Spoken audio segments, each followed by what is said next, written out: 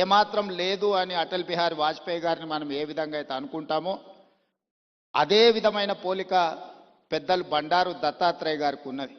వారు పార్లమెంట్ సభ్యుడిగా ఉన్నా లేకపోయినా, కేంద్ర మంత్రిగా ఉన్నా లేకపోయినా, గవర్నర్గా ఉన్నా లేకపోయినా ఈ తెలంగాణ రాష్ట్రంలో ముఖ్యంగా ఈ జంట నగరాలలో బండారు దత్తాత్రేయ గారిని గౌరవించని రాజకీయ నాయకుడే లేడి, ఏ పార్టీ అయినా అయి ఉండొచ్చు.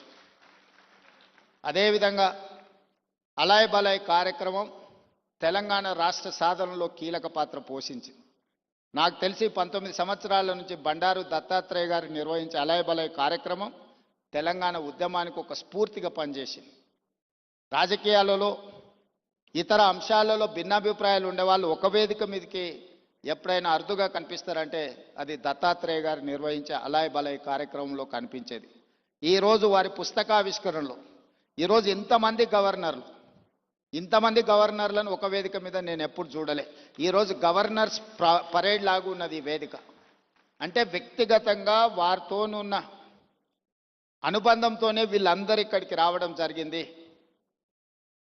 తెలంగాణ రాష్ట్ర ప్రభుత్వంలో కాంగ్రెస్లో ఉన్న మంత్రివర్గం మొత్తం ఇక్కడనే ఉంది. మంత్రివర్గ సమావేశం నేను ఇక్కడనే పెట్టుకోవచ్చు అన్నట్టుగా ఉంది.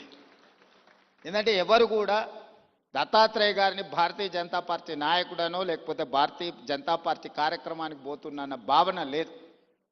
ఒక మర్యాద కలిగిన రాజకీయ నాయకుడి కార్యక్రమానికి వెళ్తున్నామని చెప్పి ఈరోజు అందరి వేదిక మీద కనిపించడం జరిగింది.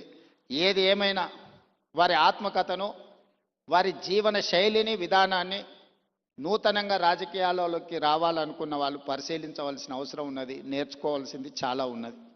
మేమందరం, నేనైతే మొదటి నుంచి వారిని దగ్గరగా గమనిస్తున్నా.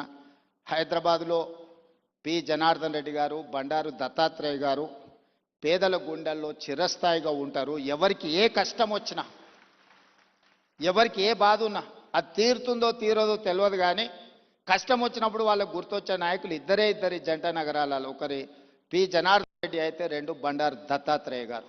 మేము వెళ్ళి చెప్పుకోవచ్చు, మేము కలవచ్చు, మేము ఎప్పుడు వెళ్ళినా నాయకుడు కలుస్తాడు, మా సమస్య వింటాడు, అధికారులకు ఫోన్ చేస్తాడు.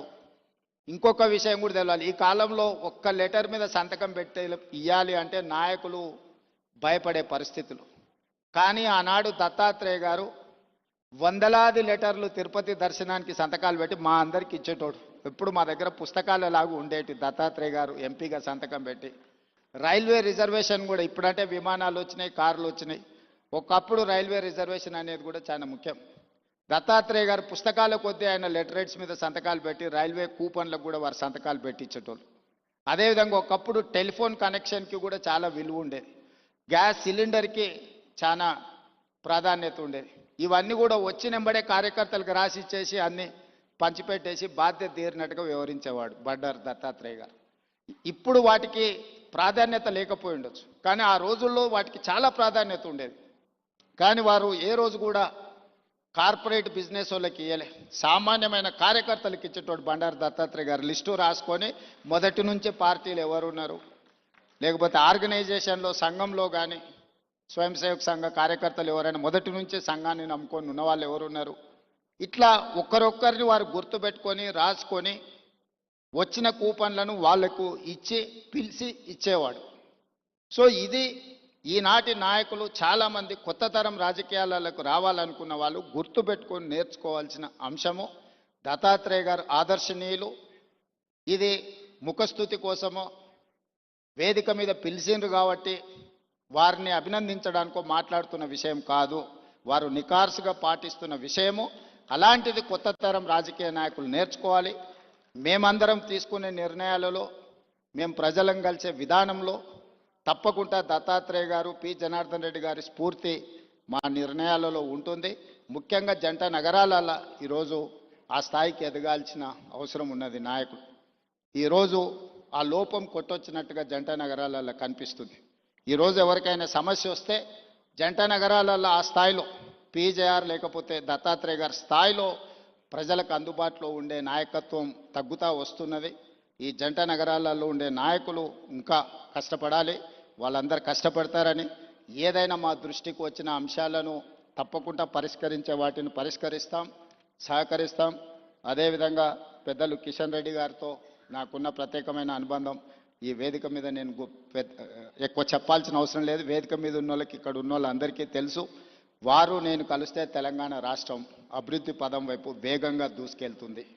రాజకీయాలకు అతీతంగా కిషన్ రెడ్డి గారిని గౌరవించుకుంటూనే, అప్పుడప్పుడు ప్రశ్నించుకుంటూనే తెలంగాణ రాష్ట్రాన్ని అభివృద్ధి పదం వైపు నడిపించడానికి నేను ఎప్పుడు ముందుంటానని తెలియజేస్తూ, మీ అందరికీ మరొకసారి శుభాకాంక్షలు తెలియజేస్తూ సెలవు తీసుకుంటున్నాను. ధన్యవాదాలు మిత్రులారా.